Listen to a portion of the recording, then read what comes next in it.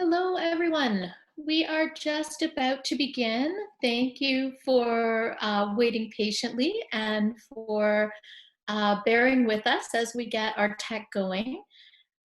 Just before I begin our formal remarks, I just want to let everyone know that there is a closed caption button that you can click on at the bottom of your Zoom bar here that will give you live captioning, and that you can pin our interpreters who you will see also above in the squares. Okay, so hello and welcome. My name is Liv Mendelson, and I am the Artistic Director of the Real Abilities Toronto Film Festival and the Director of Accessibility and Inclusion at the Miles Nadell JCC. On behalf of the Miles Nadell JCC community and our wonderful Executive Director, Harriet Witchin, I'm thrilled to welcome you to our 5th annual festival and our first online festival. We're so glad to be able to offer this festival online. Thank you to our sponsors, the Government of Canada, Government of Ontario, the P&L Odette Foundation, the Toronto Arts Council, Autism Ontario, and our media partners, Accessible Media Inc. and AI Media. Our interpreters tonight are Ryan Kraft and Amanda Hyde. Thank you to them. And a huge thank you to all of our staff and volunteers who have pitched in to make this shift to an online festival possible.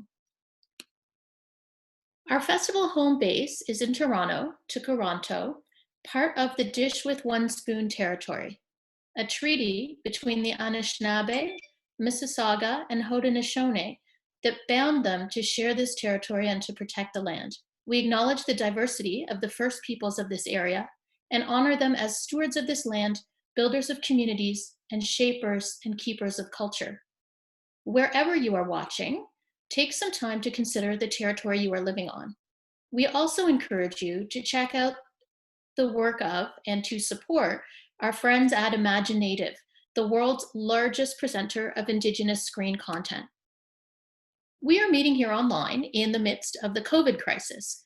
We're glad to be together to talk about the issues of representation and filmmaking that are always close to my heart, but I would be remiss if I didn't call attention to the situation for people with disabilities during COVID. We have been among the hardest hit by the virus and the least consulted in planning and solutions. At Real Abilities, we want to make sure that people with lived experience are centered in the recovery process.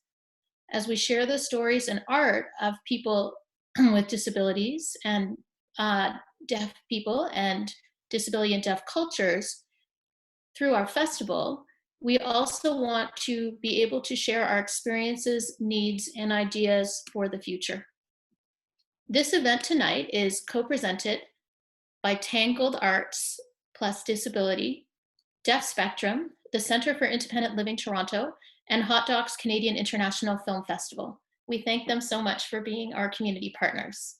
If you have any questions for our speakers, you'll be able to enter those in the chat. If you're having any technical difficulties, you can message RAFF Tech Support in the chat, or you can troubleshoot by emailing raffhelp@mnjcc.org. It's my great pleasure now to turn this over to the always brilliant Dr. Angelo Muredda to welcome our guests. Angelo is a film professor and critic, Real Abilities juror, and offers our year-round lecture series, Disability on Film. He is going to take us into this discussion of the films that you just saw. Thanks so much. Over to you, Angelo. Thanks so much, Liv, for the introduction, and thanks so much, everybody, for joining us. Have we had an opportunity to introduce our panelists yet, or should I go ahead with our introductions, Liv? Should I take it away? Go right ahead. So I'll read a little bit about our esteemed panelists, and then I'll ask them a few questions, and then we'll open the floor to you for some conversation. Now, I'm not sure entirely how this works on Zoom, but there is a Q&A feature, and I believe the Q&A feature does work and does allow you, if I'm not mistaken, to kind of pre-submit questions over the course of the chat. So if something comes to mind while we're having our initial part of the conversation, feel free to join in on the Q&A part, and then I'll call upon you after that point. So I'll start off by reading our bios of our great guests tonight.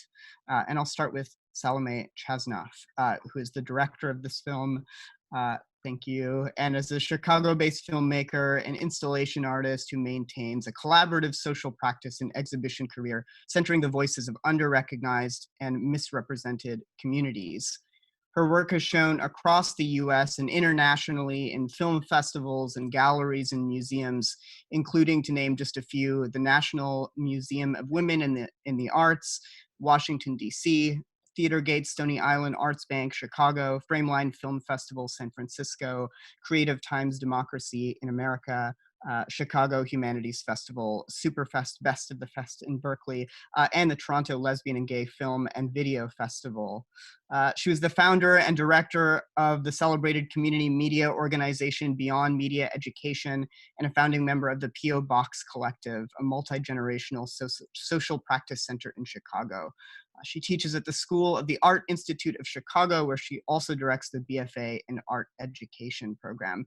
Welcome, and thank you so much for joining us. I'll also give you the introduction of Carrie Sandell, who is an associate professor at the University of Illinois at Chicago in the Department of Disability and Human Development. She directs Chicago's bodies of work, an organization that supports the development of disability arts and culture through festivals, advocacy, and an artist residency program. Her research and creative activity focuses on disability identity and live performance and film. And her publications include a co-edited anthology, Bodies in Commotion, Disability and Performance, which garnered the Association for Theater and Higher Education's Award for Outstanding Book in Theater Practice and Pedagogy. Thank you so much to both of you for joining us.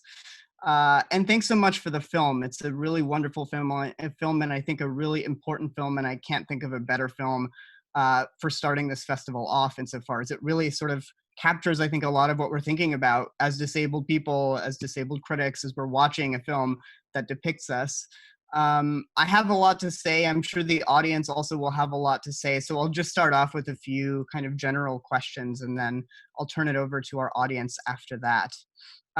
So to start, I just want to start with the title of this film and one obvious inspiration for this film, it seems to me, which is something that is discussed within the film. It's bookended by these conversations about Todd Browning's film Freaks, which I hope a number of our audience members have had a chance to watch. Really a remarkable, strange film that has not, in my opinion, lost any of its power since its initial release. How do you both think this film holds up, and how has it inspired your work with your own film? How does it tie into your project with this film? And I'll let either one of you take it away, whichever one of you wants to jump in first. Salome, do you want to start? Go ahead, Carrie. All right. Well, Film Freaks has been one that I absolutely love and have loved for a long time. And it's also one that is very controversial and also sometimes difficult to watch. What we love about it is that it features a cast of actors with disabilities, and they are primarily coming from the sideshow community. So as the sideshow lost prominence and were starting to be closed down for people with disabilities, we started to see people with disabilities show up in film. But it wasn't long after this film came out that people with disabilities disappeared as performers. Not really to be seen again, not even till today. But I loved the film's sense of camaraderie, because that is what I have felt with the disability community. Their sense of humor, their sense of sticking together. And when we were having early conversations about what this film would be, we kind of felt like we were cracking a code.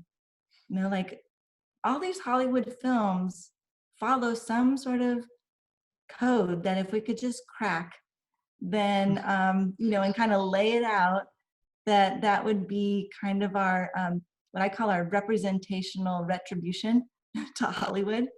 And it's our revenge, just as the freaks in that film get their revenge on the non-disabled world. I think the only thing that's perfect. And I think all I would add to it is we did have a conversation about what's the operative word, code or freaks. And we didn't feel the need to resolve that. It was kind of and we had that conversation also with our wider circle of interviewees. But speaking of the interviewees, it was very important to us that all of the people that appeared in the film be people in the disability community, and also people that we felt in community with.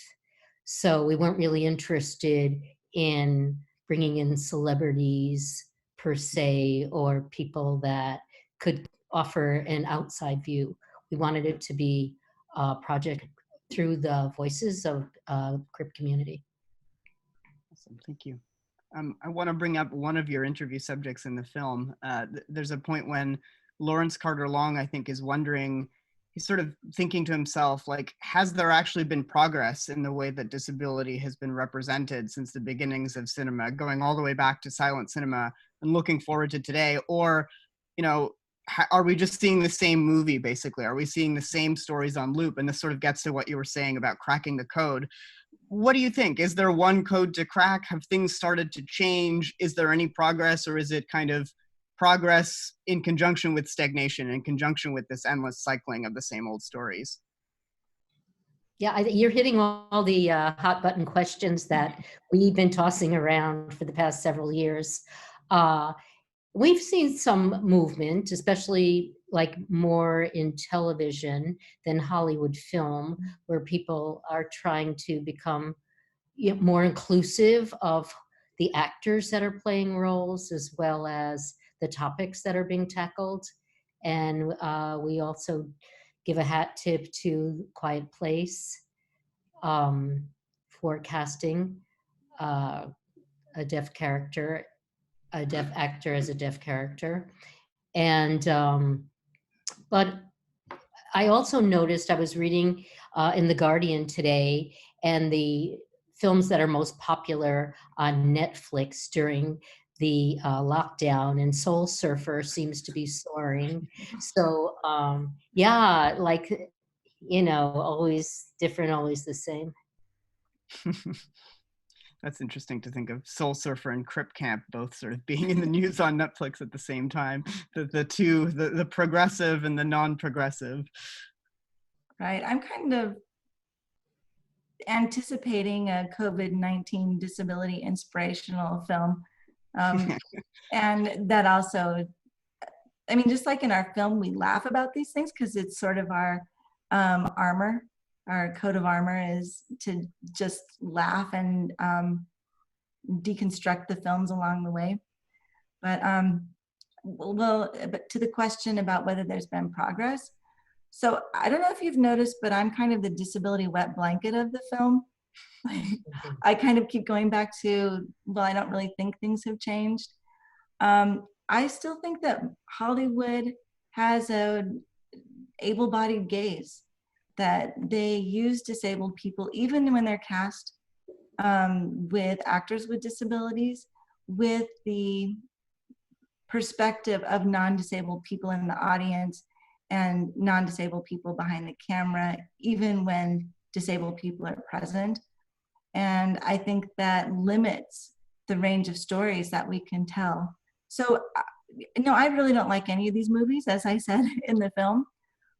But what I do like are moments.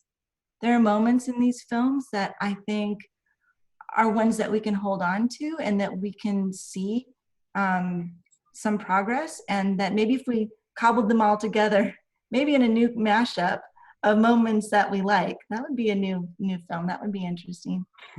But I also think there's been a lot of progress in representations made by artists with disabilities. And those are ones that we see in disability culture spaces, ones that we see online. We don't have access to Hollywood for a lot of reasons, but there's been a proliferation of art by people with disabilities that I think is just amazing. And those are where I find hope. Maybe someday it will trickle up. I love that idea of thinking about moments. And I feel this way as well as, you know, someone who's a film fan, but also disabled and also works in disability studies. It's hard to have your cake and eat it too, to love films that don't necessarily love you back. And I want to sort of ask a question related to that, which is something that comes up toward the end of the film, to sort of speak to what you were just saying, Carrie, about being the wet blanket of the film. There's a moment late in the film where all of the interview subjects are asked to think about whether there are films about disability that they like. And there's this moment, right, where they all sort of comically struggle to answer the question, like, what would be a film I could actually recommend that I like? Um, so I'm wondering if you could both speak to like what exactly you look for when you're looking as disabled audiences or critics, as filmmakers, as activists. What are we looking for in terms of good representation of disability? Are we looking for creator-owned disability narratives, for example, like films that are made specifically by disabled people? Are we looking for the momentary within something that maybe isn't necessarily perfect? And what do we make of work that, as you're suggesting, is kind of mixed, that sometimes is really interesting and profound and beautiful, and sometimes is really awful and damaging and violent to disabled people? I'm wondering sort of where you both land on this, because it's something that I struggle with as someone who watches a lot of movies about disability, and sometimes you're interested and then the moment later you're just sort of lost and you're struggling in this morass of feelings. There's one thing, there's kind of like a pre-statement I'd like to make to this larger conversation, which is, and I guess this comes from, you know, I've been working in the area of media representation for many years, and I'm also an educator. And I've had, you know, students over the years have really mixed feelings about gaining critical faculties around watching movies in particular, or music videos, etc. Like, as you know, that something that they really like, that they're really entertained by, that they really enjoy, then they learn to read it and read it critically, and then they think they have to stop loving it. And yeah, I say no. You know, these are different operations. You don't have to like manage your feelings. You can enjoy something. You come from a culture, a history that predisposes you to like certain things, and you know that evolves as you grow. But it doesn't mean you have to stop liking something just because you learn to critique it and see through it.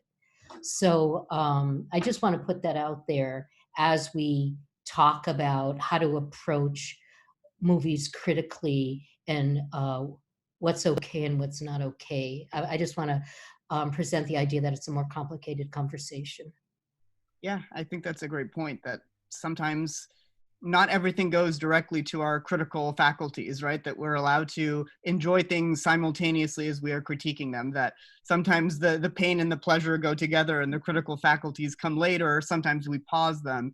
And I think that's a really fantastic point to think about in terms of disability representation, when often we're struggling with these representations that can be harming in some ways. What about you, Carrie? What do you think of this? I think that then there's the pleasure of watching the film with other Crips. So I have my glass of wine to honor the moment, since it's kind of like a reception here. But when we would watch the movies together, we were often just laughing uproariously. And so we would take pleasure in deconstructing these movies, and especially ones where they're killing us off, which happen to be many films. There has to be some way to confront the pain with as much force as is in the original. And so you'll notice that some of our interviewees use the term crip, and we never really explain it that much in the movie. But that's a term that we use for like more of the edgy outsider community of disabled people that reclaim the power of that term, its negativity, and turn it into that power towards empowerment. And so it's that kind of looking from the outside in community, and just taking pleasure in being together as a community. So if nothing else, these films have brought us together. Hate watching, I guess is the term I've heard. But you know, also I think you asked a question about, disabled creators. And I've thought about this a lot because being in the field of disability arts, you'll see a lot of work by people with disabilities that has the same narrative tropes that you'll find in Hollywood. So I don't think that necessarily the answer to the issues of representation that we raise in this film lie in having it completely disability created. There are forces, I think, in Hollywood especially, that are not all that interested in stories that are outside of those familiar tropes. And sometimes it takes audiences a moment to understand them. So in my work that I do in live performance or in other disability arts venues, visual arts, dance, we can put something out there that is the most aesthetically engaging, interesting, mind-blowingly different, and we'll have audiences interpret the film with the same narrative tropes that you hear in Hollywood. But I've come to kind of accept that among a range of possible reactions. So I think that we need more stories.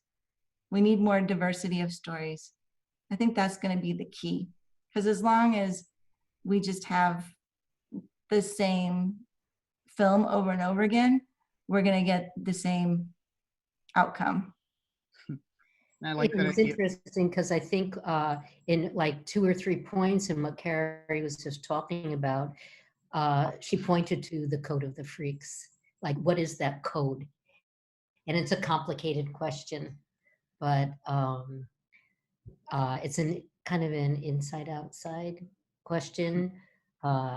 Hate watching and Yeah, it's I like funny the because idea. we're hate watching, but also some of our interviewees want to be on the inside, so that we're not all the same, and I think, and I hope that when you were all watching the film, you saw that we represented some diverse perspectives, ones that I didn't always agree with, but I felt that it gave the film more texture to have a variety of perspectives.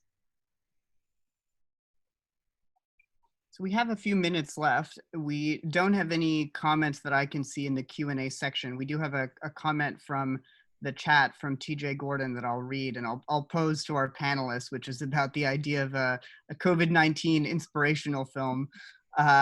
Would the COVID-19 inspirational film have romantic scenes between 2 or more disabled people? TJ asks. I wonder, but that would draw audiences, but it would still maybe be inspo porn, inspiration porn. What do you make of this? What sorts of opportunities are available, like in this sort of, strange time that we are living in? What sorts of disability narratives can you imagine coming out of this? Is it going to be other stories? Is it going to be the same sort of story we're already used to? Well, I feel like right now, more than ever, we need crip wisdom. A lot of people with disabilities, including myself, have experienced long periods of isolation, whether in hospitalization, being in a body cast, or long-term stays in hospitals, long recovery periods from surgery. I think a lot of us, or also issues of poverty and lack of resources, and having to ration one's resources and rely on other people in the disability community to meet our needs. So I'm in my dream world, it would be a film where a bunch of Crips get together and survive the COVID-19 together. Maybe they're in an institution. And it was already mentioned, that the people in nursing homes are among the most affected by the virus. So maybe we could get a group of freaky nursing home residents enacting their revenge, I'm not sure, against Donald Trump or something. I think also Cook County Jail in Chicago is the largest population of people with mental disabilities. And the largest population, I think, of those who are testing positive right now in the Chicago area, or one of the largest. So we have some questions that I will direct your way. So first we've got a question from Nelia about what are your thoughts on bias with respect to those with hidden disabilities, which is something that it seems to me that most of the examples in the film, at least in the early parts with the silent cinema, are about deformity and disfigurement. Later, cognitive and intellectual disabilities come up, but this is a question about hidden disabilities and how that plays in cinema. What do you make of this? Well, I think that what cinema does a lot of times is make the hidden visible. One of the tropes that I see coming up over and over again that we weren't able to include in this film were tropes of mental health issues and substance use. So you'll see certain films that are focusing on addiction or mental health issues, but they exteriorize it. They take the sensational parts because they're the most visually noticeable and play on those, and also work toward the most stereotypical aspects of those stories and then amp them up. I'm seeing so many interesting things coming from people with chronic illness, with chronic pain, with mental health issues coming through on disability culture websites or communities, that I really think there's so many more stories to be told. That yeah, but I don't think Hollywood is really all that interested, because it can't be spectacularized visually. Right. I also think that Hollywood, for the most, I'm not talking about, well, basically what we're Hollywood in this conversation, thinks that audience, because everything needs to be big, everything needs to be very clearly legible. And I think we're capable of more subtlety and more, we have greater interpretive powers. But unfortunately, you know, as Carrie just said, everything's got to be not only visible, but enlarged. So we've got an explosion of questions, but I'll try and sift through them as best I can in the remaining minutes. Nothing too hard. One question we have is about, from an anonymous attendee, which one of you was it, is whether you've gotten any audience reactions to this film that have surprised you, either of you. I can't think of anything. Maybe I blocked it out. I've shown excerpts and works in progress at a lot of different venues. There's been some really wonderful universities and community centers that have hosted us in showing works in progress. And I think that one of the things that I've noticed is that there are some people who get angry at us, and they get angry because we're not looking at the bright side. But for me, I feel like the film is, the bright side is the disability community. The bright side is us as a culture. But one thing I have noticed that people get upset, and I think that in a number of places it's been parents of kids with disabilities who have been inspired by these movies, trying to envision a future for their children, and the films give them hope. And I understand where they're coming from, and I understand them wanting to be able to envision their child's future, especially if they have no access to disability community. Mm-hmm. But this is the only access they have to thinking about what a future for their child would be like. And in those moments, I try to steer these parents toward communities of adults with disabilities who might have the same impairments as their kids, so that they can learn from adults. But that's been a pretty consistent reaction that I've come to anticipate. And it's one that, you know, makes me, I mean, you don't want people to not like your movie, but at the same time, we didn't do this for people to like us. We did it so people could position themselves around it. And if our movie got them to think about their child's future and what that would look like beyond inspiration, I'm totally happy that our film did its job. That's what we want.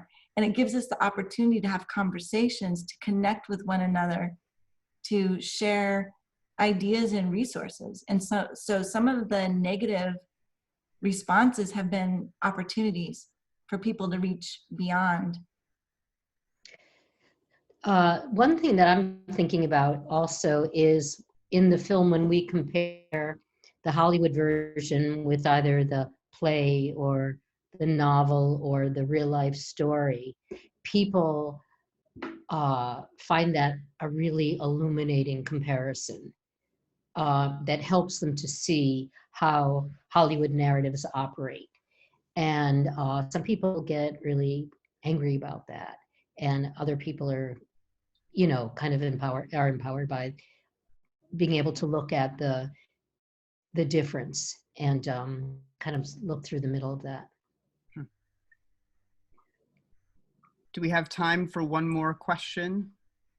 All right, so we've got so many possible ones to choose from here. Maybe I'll ask two questions, and you can sort of decide which of you is going to take which of them. But one question that came up from 1111 is: are there different depictions of the disability community in other non-Hollywood and/or foreign films? Which I think is an interesting thing to think about, given how much of the conversation has been about Hollywood cinema. And another question that I want to put to you is, someone's asking, where is this film going to play next? What's next for Code of the Freaks? I'll let you decide amongst yourselves who of you wants to take what. I would like to address the first question, but not quite in the way that it was presented, which is to say the reason we look at Hollywood films is not just to do media analysis, but it's also to look at how these cliches, these stereotypes affect real people in everyday life. People with disabilities, people without disabilities, you know, just the broader society. And that, I think, is a huge part of the code that engages us, and which is why we didn't look outside to foreign films and some of the other things that were listed in your question. Yeah, and I think that what I'm seeing out in the world in terms of disability community, you're not going to see much disability community in Hollywood. You might see a single disabled person. Every once in a while, you'll see a group, like in the film The Ringer. But what I'm seeing is some really fabulous work coming from the disability community.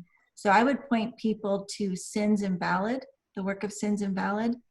They're a theater, live performance, social justice organization, primarily centering the voices of queer, disabled people of color, telling stories that you wish Hollywood would take up. And you know, this is kind of inspiring me, Salome. We should put a menu item on our website pointing to films and other things from the disability community that people might want to explore. Yeah. I teach a class in disability and film at University of Illinois at Chicago, and I teach a lot of the material that comes up in the film, but then I think I balance it out more with representations coming from the disability community. And I even start with disability culture and then go to Hollywood rather than the other way around. And my biggest hope for this film is that when any of us get asked the question about disability stereotypes or Hollywood, the community can just whip out this film and then in one fell swoop get the information, and then it's like, now can we talk about us? Are you ready to talk about us? Are you ready to see us, to hear us, to learn about our rich and interesting community? So hopefully disability community who's out there listening, we really hope that you'll use the film in this way so that you can show the film and then you can move on to something that is coming from disability culture. Well, on that note, I'm going to jump in and thank all of you. And thank you for this film. I think a lot of us have been waiting a long time for a film like this. So thank you so much for this film and for this conversation. I know there are a lot more people with questions and to be continued. And join us for the rest of the festival. We are on through Sunday night with lots of great films that really, I think, go against those tropes. So thank you to everyone, and thank you to all our participants and our interpreters. And we look forward to seeing more of you during the festival. Will you be saving the chat so that we can look at the questions later? Yes, we can That'd be get that to you. Absolutely. Thank you for excellent moderating. Thank you so much. Yeah, and thank you for Great. hosting us, and to all the sponsors and the audience, moderators. Thank you. Thank All you. right. Good night, everyone. Good night. Take care.